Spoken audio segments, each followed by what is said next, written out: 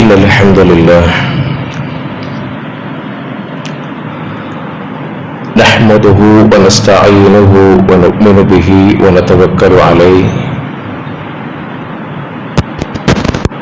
ونعوذ بالله من شرور أنفسنا ومن سيئات أعمالنا من يهده الله فلا مضل له ومن يضلله فلا هادي له ونشهد أن لا إله إلا الله ونشهد أن محمدا عبده ورسوله أرسله بالهدى ودين الحق ليظهره على الدين كله ولو كره المشركون اللهم صل على محمد وعلى آل محمد كما صليت على إبراهيم وعلى آل إبراهيم إنك حميد مجيد اللهم بارك على محمد وعلى آل محمد كما باركت على إبراهيم وعلى آل إبراهيم إنك حميد مجيد أما بعد فإن خير الحديث كتاب الله وخير الهدي هدي محمد صلى الله عليه وسلم وشر الأمور محدثاتها وكل محدثة بدعة وكل بدعة ضلالة وكل ضلالة في النار أعوذ بالله من الشيطان الرجيم يا أيها الذين آمنوا اتقوا الله حق تقاته ولا تموتن إلا وأنتم مسلمون رب اشرح لي صدري ويسر لي أمري واحلل عقدة من لساني يفقهوا قولي. ഏറെ സ്നേഹസമ്പന്നരായ വിശ്വാസിനികളെ, സർവാധിനാഥനും സൃഷ്ടാവുമായ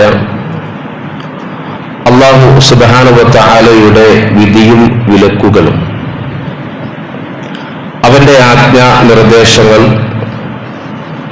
എല്ലാം ജീവിതത്തിൽ ഉൾക്കൊണ്ടും അംഗീകരിച്ചും ജീവിതത്തെ ചിട്ടപ്പെടുത്തി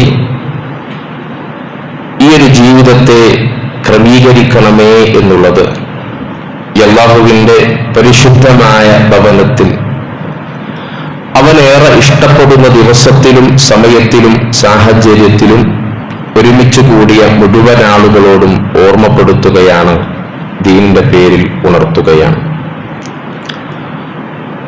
അല്ലാഹു സുബ്ഹാനഹു വ തആല ആ ഒരു നിലക്ക് അവന്റെ ദീനിനെ മനസ്സിലാക്കി ഉൾക്കൊണ്ടുകൊണ്ട് അംഗീകരിച്ചുകൊണ്ട് ജീവിതത്തെ മുന്നോട്ട് നയിക്കുവാനും മരണം ജീവിതത്തിന്റെ ഏത് വഴികളിലൂടെയും സാഹചര്യങ്ങളിലൂടെയും നമ്മളിലേക്ക് അടുക്കുമ്പോൾ ഈമാനോടുകൂടി ലാ ഇലാഹ ഇല്ലല്ലാഹ് എന്ന കലിമത്തു ഷഹാദ ഉച്ചരിച്ച് അംഗീകരിച്ച് മരണം കൈവരിക്കുന്നവരിൽ ഏറ്റവും ഉത്തമരിൽ അല്ലാഹു നമ്മയും നമ്മുടെ കുടുംബത്തെയും ഉൾപ്പെടുത്തി അനുഗ്രഹിക്കുമാറാവട്ടെ.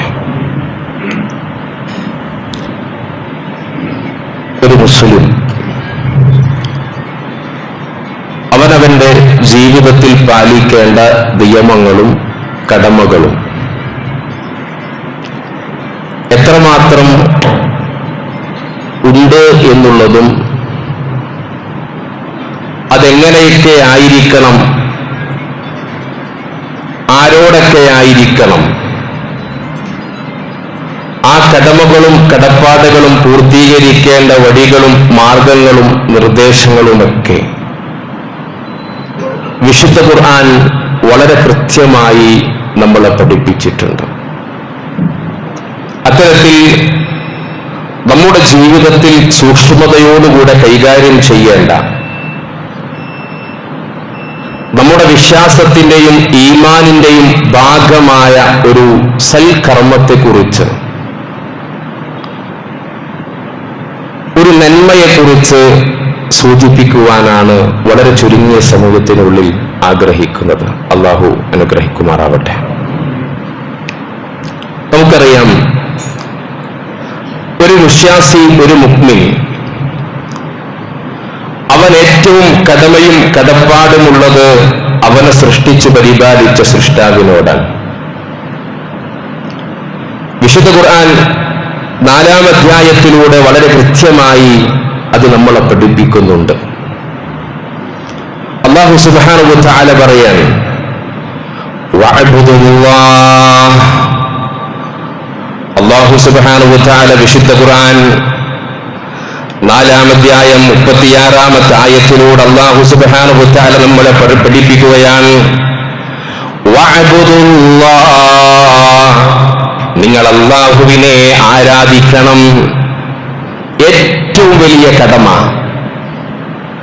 ഒരു മുസ്ലിമിന്റെ ജീവിതത്തിലെ ഏറ്റവും കടമയും ബാധ്യതയെ സംബന്ധിച്ചുമാണ് അല്ലാഹു സുബ്ഹാനഹു വ തആല സൂചിപ്പിച്ചത്.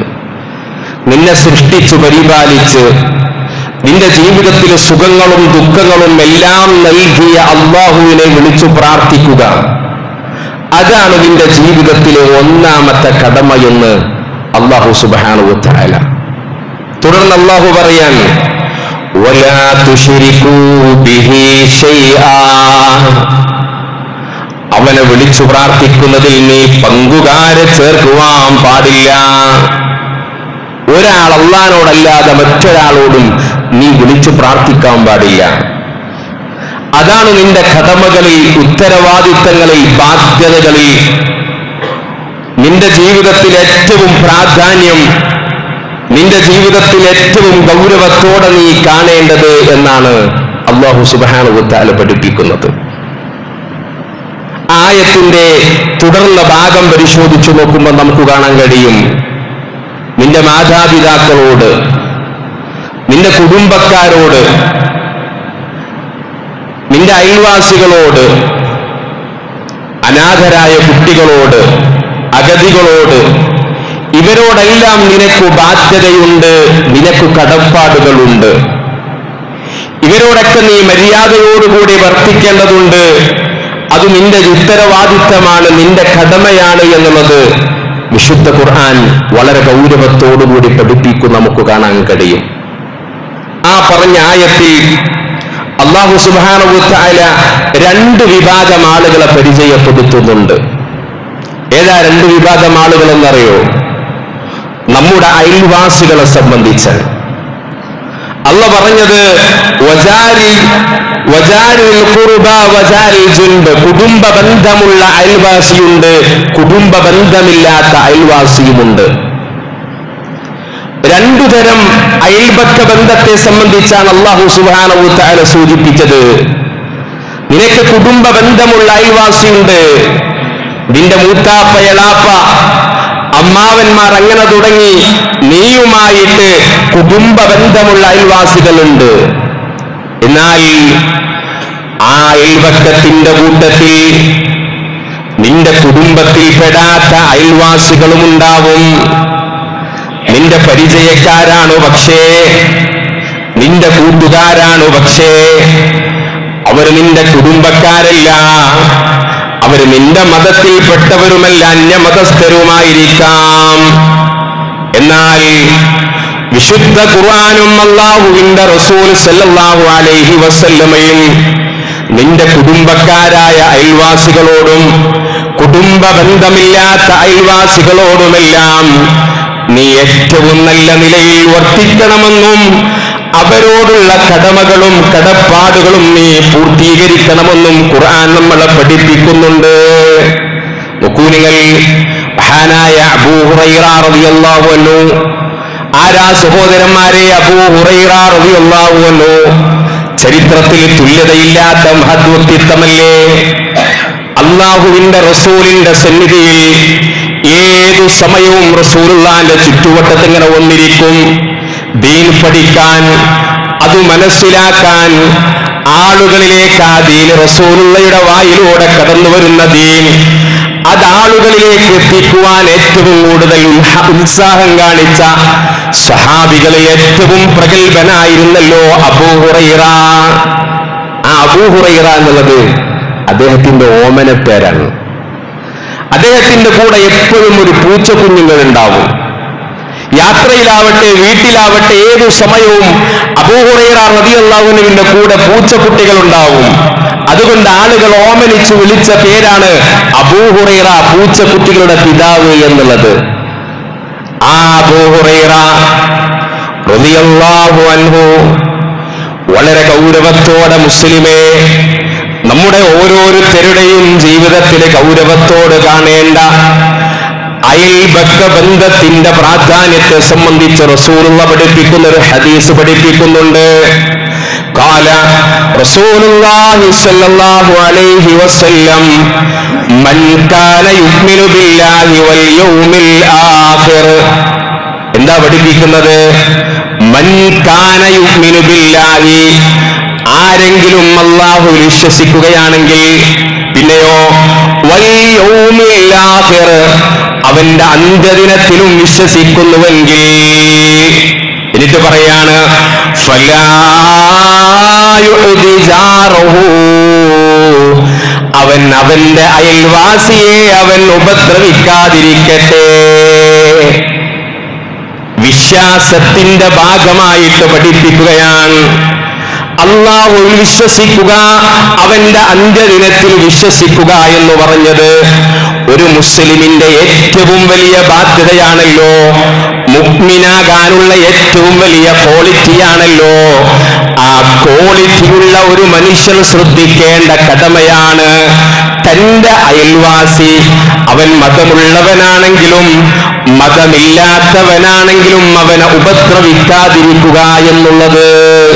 തന്റെ അയൽവാസി ഏതു തരത്തിലുള്ളവനാവട്ടെ, തന്നെ ഉപദ്രവിക്കുന്നവനാവട്ടെ, തന്റെ മതത്തിൽപ്പെടാത്തവനാവട്ടെ, തന്റെ പാർട്ടിയിൽപ്പെടാത്തവനാവട്ടെ, പണക്കാരനാവട്ടെ, പാവപ്പെട്ടവനാവട്ടെ, അവനോടുള്ള ബാധ്യതയിൽ ഏറ്റവും പ്രധാനപ്പെട്ടത് നീ അവനെ ഉപദ്രവിക്കാതിരിക്കുക എന്നുള്ളതാണ്. അവനെ നീ സ്നേഹിക്കണം, അവനെ നീ ആദരിക്കണം, അവനോട് നീ പുഞ്ചിരിക്കണം. അവനോട് ഏറ്റവും നല്ല നിലയിൽ മാത്രമാണ് നീ വർത്തിക്കുവാൻ പാടുള്ളൂ എന്ന് റസൂലുള്ളാഹി സ്വല്ലല്ലാഹു അലൈഹി വസല്ലമ തങ്ങൾ പഠിപ്പിക്കുകയാണ്. ഇനി ആരാ നമ്മുടെ അയൽവാസി? ഏതൊക്കെ ആളുകളാണ് നമ്മുടെ അയൽവാസി? അതിന്റെ പരിധികളൊക്കെ എത്രയാണ്? മഹാനായ ഇമാം ബുഖാരി റഹിമഹുള്ള പഠിപ്പിക്കുന്നത് കാണാൻ കഴിയും.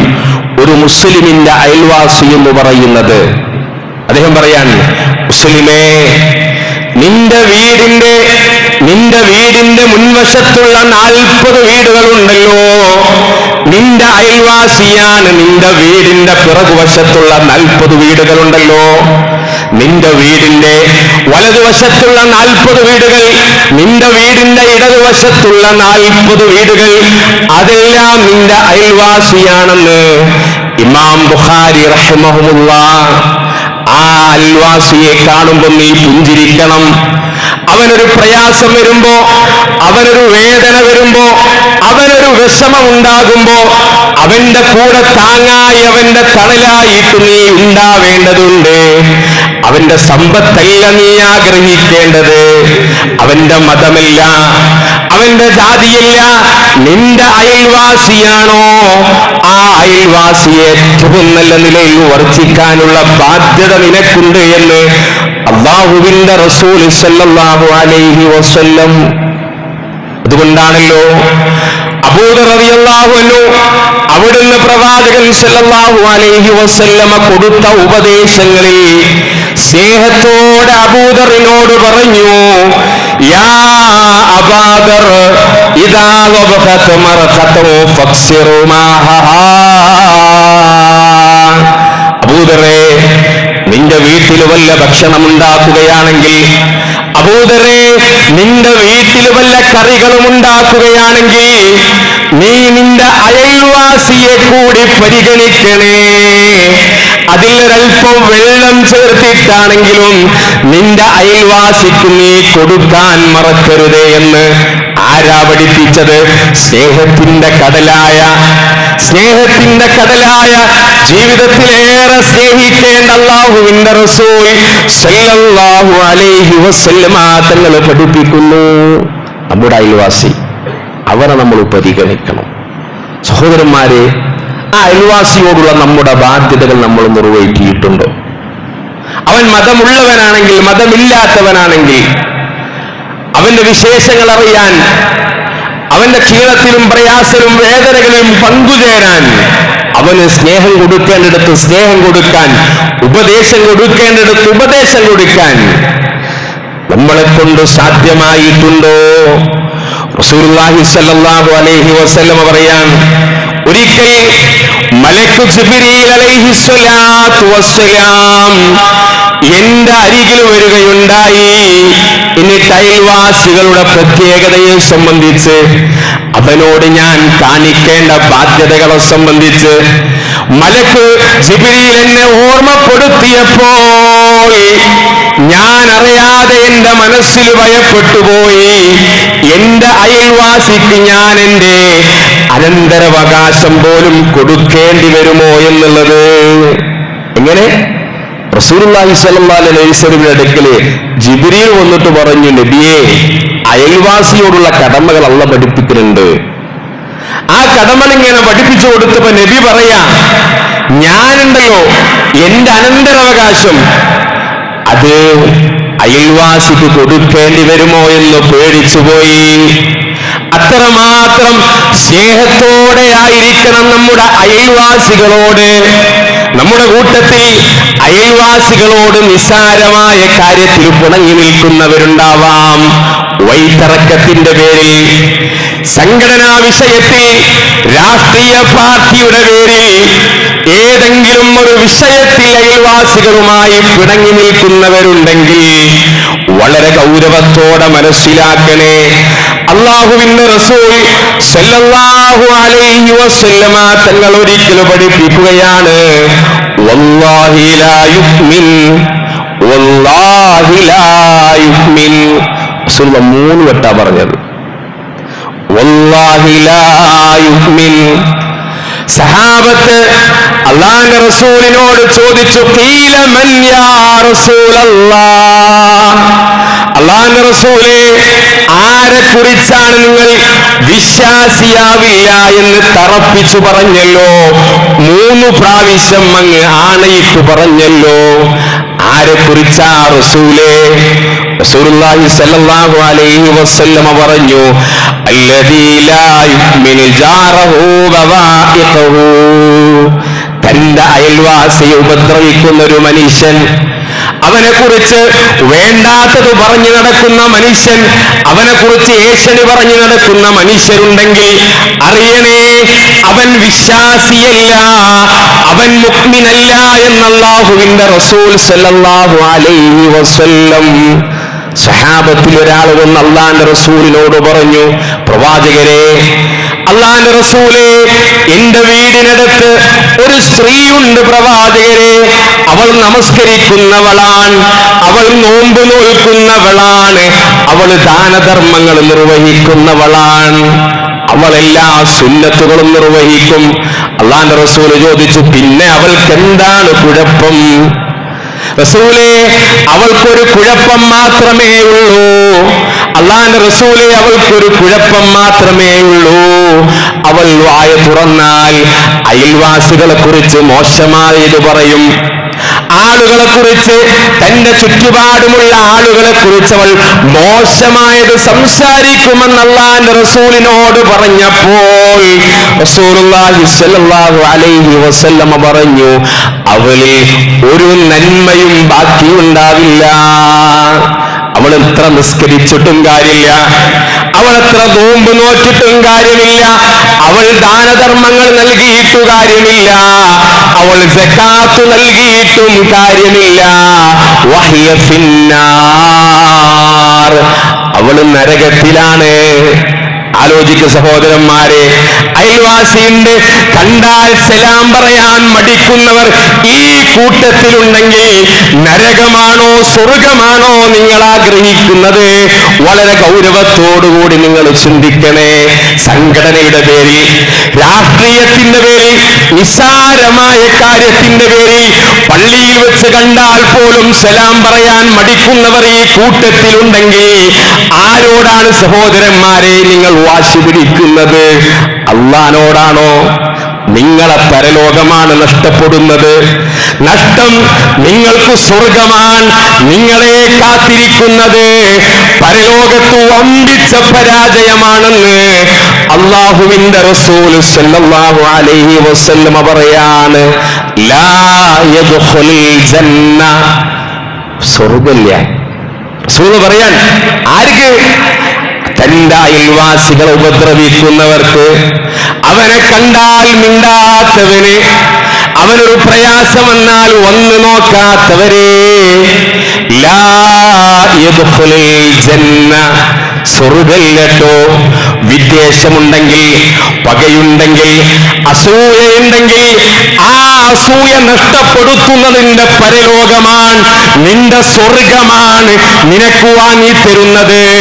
നരകത്തിലെ വേദനയേറിയ ശിക്ഷയാണെന്നത് ഇപ്പോഴും മനസ്സിലാക്കാനുള്ള ബുദ്ധിയും പക്വതയും നമുക്ക് വന്നിട്ടില്ലെങ്കിൽ ആരെയാണ് സഹോദരന്മാരെ നമ്മൾ കുറ്റം പറയുന്നത്? എത്രമാത്രം നമ്മുടെ കൂട്ടത്തിലുണ്ട് 5ഉം 10ഉം വർഷമായ ആളുകൾ അയൽവാസിയാണ്, മിണ്ടാറില്ല നിസ്സാരമായ കാര്യത്തിന്റെ പേരിൽ. അല്ലേ? റസൂലുള്ളാഹി സ്വല്ലല്ലാഹു അലൈഹി വസല്ലം പറയാൻ അവർക്ക് സ്വർഗം കിട്ടൂല,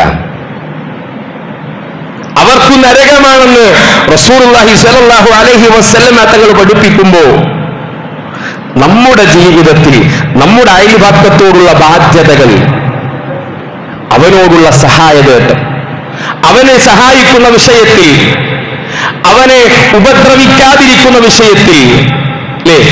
ഒരു രോഗം വരുമ്പോൾ, മറ്റേതെങ്കിലും അവസ്ഥകൾ കടന്നു വരുമ്പോ അവനുമായിട്ട് നമ്മുടെ സൗഹൃദ ബന്ധങ്ങൾ നിലനിർത്തുന്നതാവട്ടെ, ഏതേത് വിഷയത്തിലും എത്ര മാത്രമുണ്ട് എന്നുള്ളത് വളരെ ഗൗരവത്തോടുകൂടി നമ്മൾ ആലോചിക്കണം. വളരെ വിശാലമായി നമുക്ക് ഈ വിഷയത്തെ പറയാനുണ്ട്.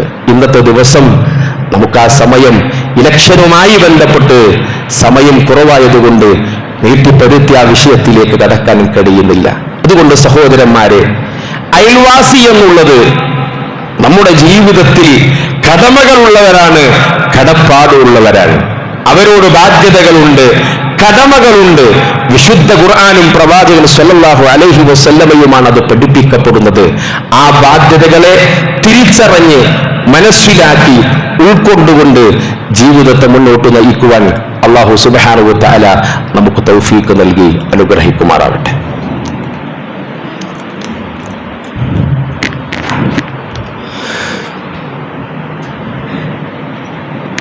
അൽഹംദുലില്ലാഹ് والصلاة والسلام على رسول الأمين وعلى آله وأصحابه أجمعين أما بعد. ഒരിക്കൽ കൂടെ അല്ലാഹുവിന്റെ വിധിവിലക്കുകളെ കൃത്യമായി പാലിച്ചുകൊണ്ട് ക്രമീകരിച്ചുകൊണ്ട് ജീവിതത്തെ ചിട്ടപ്പെടുത്തണമേ എന്ന് ഓർമ്മപ്പെടുത്തുകയാണ്. അയൽവാസിയുമായി ബന്ധപ്പെട്ട ബാധ്യതകളെയും കടപ്പാടുകളെയും സൂചിപ്പിക്കുന്ന ഏതാനും ചില കാര്യങ്ങളാണ് നമ്മൾ ഓർമ്മപ്പെടുത്തിയിട്ടുള്ളത്.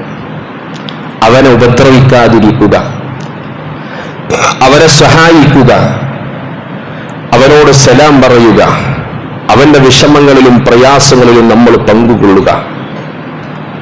ഈ രീതിയിൽ ഒരു അയൽവാസിയുമായി ബന്ധപ്പെട്ട് നമ്മൾ പാലിക്കേണ്ട ഇസ്ലാമിക മര്യാദകൾ എന്റെ ജീവിതത്തിൽ ഇത്രയും കാലം ഞാൻ പാലിച്ചു എന്നുള്ളത് ഉറപ്പുവരുത്തുവാൻ നമ്മൾ ഓരോരുത്തരും ബാധ്യസ്ഥരാണ്.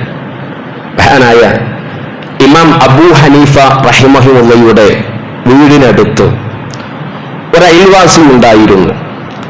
അയാൾ തന്റെ വീട് വിൽപ്പനക്ക് വെച്ചു. ആളുകളെല്ലാം ആ വീട് വന്ന് നോക്കി. ഒരു നാട്ടിലൊരു വീടിന് ഒരു നിലവാരം ഉണ്ടാവും. ആ വീടിന്റെ നിലവാരത്തിനേക്കാൾ വലിയ ഒരു വിലയാണ് ആ അയൽവാസി ആളുകളോട് പറഞ്ഞിട്ടുണ്ടായിരുന്നത്.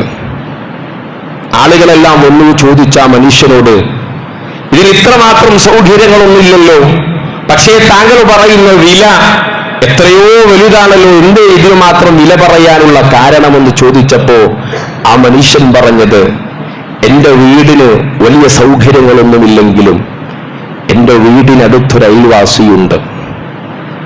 എന്റെ വീടിനടുത്തൊരു അയൽവാസിയുണ്ട്.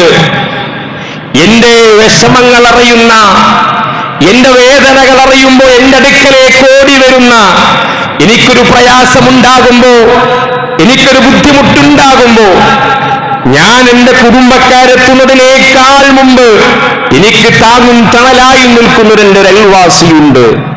ആ അയൽവാസിയെ കിട്ടണമെങ്കിൽ എന്റെ വീടിന് നിങ്ങൾ വില കൊടുക്കണമെന്ന മനുഷ്യൻ. സഹോദരന്മാരെ, നമ്മളാരെങ്കിലും ഒരു വീട് വിൽക്കാൻ നിൽക്കുമ്പോൾ സാധാരണ പറയാ അയൽവാസി അറിയണ്ട, കാരണം ഓൻ അറിഞ്ഞതിന്റെ വില മുഴുവനും പോകുന്നുള്ളതാണ്. നമ്മളെ ബന്ധങ്ങൾ അങ്ങനെയാണ്. അങ്ങനെയല്ല ഇസ്ലാം പഠിപ്പിക്കുന്നത്. അവനോട് സ്നേഹത്തോടെ അവന്റെ വിശേഷങ്ങൾ അറിയണം. അല്ലേ? നമ്മുടെ അയൽവാസി എന്ന് പറയുന്നത് നമ്മൾ കാണുന്നത് ആരാണ്? നമ്മൾ ഉണ്ടുന്നത് ആരാണ്? നേരെ മുമ്പിലുള്ള ഒരാളോട്, തൊട്ടപ്പുറത്തുള്ള ഒരാളോട്. അപ്പുറത്തുള്ളവൻ നമുക്ക് വിദ്വേഷമുള്ളവൻ, ശത്രുവായിരിക്കാം. അതുകൊണ്ട് അതല്ല ഇസ്ലാം പഠിപ്പിക്കുന്നത്. നിന്റെ അയൽപക്കത്തുള്ള 40 വീടുകൾ നിന്റെ അയൽവാസിയാണെന്ന് പറയുമ്പോ ചുറ്റുപാടത്തുള്ള ഓരോ ആളുകൾക്കും അവരോടുള്ള ബാധ്യതകളുണ്ട്. അവരമുസ്ലിങ്ങളാണെങ്കിൽ ദീനെത്തിക്കുവാനുള്ള ബാധ്യതയാണ് നിങ്ങൾക്ക് അവരുമായിട്ട് ഏറ്റവും കൂടുതലുള്ളത്. അതെത്തിച്ചുവോ, ആ കടമ പൂർത്തീകരിച്ചുവോ എന്നൊക്കെ ആത്മാർത്ഥമായി നമ്മുടെ ജീവിതവുമായി ബന്ധപ്പെടുത്തി നമ്മൾ പരിശോധിക്കണം. അല്ലാഹു സുബ്ഹാനഹു വ തആല അത്തരത്തിൽ കടമകൾ പൂർത്തീകരിക്കുന്ന, ബാധ്യതകൾ നിർവഹിക്കുന്ന മുത്തഖീങ്ങളിൽ, മുവഹിദുകളിൽ അല്ലാഹു സുബ്ഹാനഹു വ തആല നമ്മയും നമ്മുടെ കുടുംബത്തെയും ഉൾപ്പെടുത്തി അനുഗ്രഹിക്കുമാറാവട്ടെ. നമ്മൾ ഇന്ന് മരിച്ചുപോയ നമ്മുടെ മാതാപിതാക്കൾ, നമ്മുടെ ബന്ധുവൃദ്ധാദികൾ, കുടുംബക്കാർ, ഉസ്താദുമാർ എല്ലാവരുടെയും ഖബർ അല്ലാഹു സുബ്ഹാനഹു വ തആല വിശാലമാക്കി കൊടുത്ത് പ്രകാശപൂരിതമാക്കി കൊടുക്കട്ടെ. അല്ലാഹ് റഹ്മാനായ നാഥ, ഒരുപാട് പ്രയാസങ്ങളും വിഷമങ്ങളും ബുദ്ധിമുട്ടുകളും നിറഞ്ഞു നിൽക്കുന്ന ഒരു ലോകത്ത്, രാജ്യത്താണ് ഞങ്ങൾ ജീവിച്ചുകൊണ്ടിരിക്കുന്നത്. ഇന്ന് ഞങ്ങൾ ഓരോരുത്തരും ഞങ്ങളുടെ സംവിധാനാവകാശം ഈ രാജ്യത്തെ വീണ്ടെടുക്കുന്നതിനു വേണ്ടി, മുസ്ലിങ്ങളുടെ നിലനിൽപ്പിനു വേണ്ടി ഞങ്ങൾ ഓരോരുത്തരും നിർവഹിച്ചു കഴിഞ്ഞു. നാഥ, ഈ മുസ്ലിങ്ങളുടെ ഇസ്സത്ത് നിലനിർത്തുന്നതിനു വേണ്ടി, ഈ രാജ്യത്തെ സംരക്ഷിക്കുന്നതിനു വേണ്ടി ഫാസിസ്റ്റുകളെ പരാജയപ്പെടുത്തി ഈ രാജ്യത്തിന്റെ എല്ലാ നിയമങ്ങളോടുകൂടിയും മുസ്ലിങ്ങൾക്ക് സന്തോഷത്തോടും സമാധാനത്തോടും ജീവിതത്തെ മുന്നോട്ട് നയിക്കുവാനുള്ള ഒരു അന്തരീക്ഷം ഇന്നത്തെ ഒരു ദിവസത്തോടുകൂടി നാഥ നീ ഞങ്ങൾക്ക് നൽകി അനുഗ്രഹിക്കണമേ നാഥ. റഹ്മാനായ നാഥ, രോഗങ്ങൾ കൊണ്ട്, കടങ്ങൾ കൊണ്ട് ബുദ്ധിമുട്ടുന്നവർ പലരും ഞങ്ങളുടെ കൂട്ടത്തിലുണ്ട്. മാരകമായ രോഗങ്ങൾക്ക് അടിമപ്പെട്ട് പ്രാർത്ഥനയ്ക്ക് വസിയത്ത് നൽകപ്പെട്ട പലരുമുണ്ടല്ല. ഓരോരുത്തരുടെയും മനസ്സിന്റെ തേട്ടങ്ങൾക്കനുസരിച്ച് അവരുടെ പ്രാർത്ഥനകൾക്ക് നീ ഉത്തരം നൽകണമേ അല്ലാഹ്. റഹ്മാനായ നാഥ, കടങ്ങൾ കൊണ്ട് സാമ്പത്തികമായി ബുദ്ധിമുട്ടുന്നവർ പലരുമുണ്ട്. ഹലാലായ മാർഗത്തിലൂടെ സമ്പാദ്യങ്ങൾ സ്വീകരിച്ച് അവരുടെ കടങ്ങൾ പൂർത്തീകരിക്കുവാനുള്ള തൗഫീഖ് നൽകി അവരെ നീ അനുഗ്രഹിക്കണമേ നാഥ. اللهم اعف المؤمنين والمؤمنات والمسلمين والمسلمات والأحياء والأموات إنك مجيب دعوات يا قاضي الحاجات. اللهم اعذرنا من النار، اللهم اعذرنا من النار، اللهم اعذرنا من النار. آمين آمين ورحمتك يا أرحم الراحمين.